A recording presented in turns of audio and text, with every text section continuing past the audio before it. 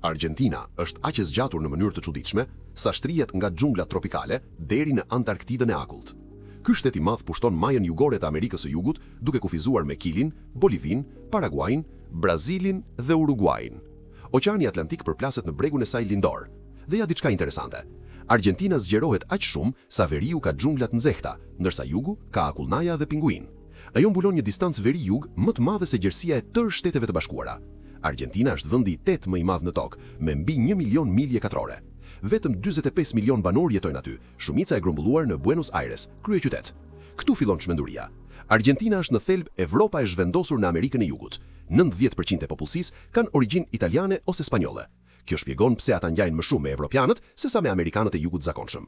Ata krijuan vallëzimin tango, triumfuan në Kupën e Botës disa herë dhe konsumojnë më shumë mish viçi se gati çdo popull tjetër në tokë. Bifteku është gjithçka atje. Qyteti jugor Ushuaia është qyteti më i afërt me Antarktidën në botë. Patagonia ka akullnaja më të larta se ndërtesat që shkrihen ngadalë në oqean. Dhe ja kthesa, Argentina pati 5 presidentë të ndryshëm brenda vetëm 2 javëve gjatë një krize ekonomike. Pra, cili vend tjetër duhet të befasojë mendjen?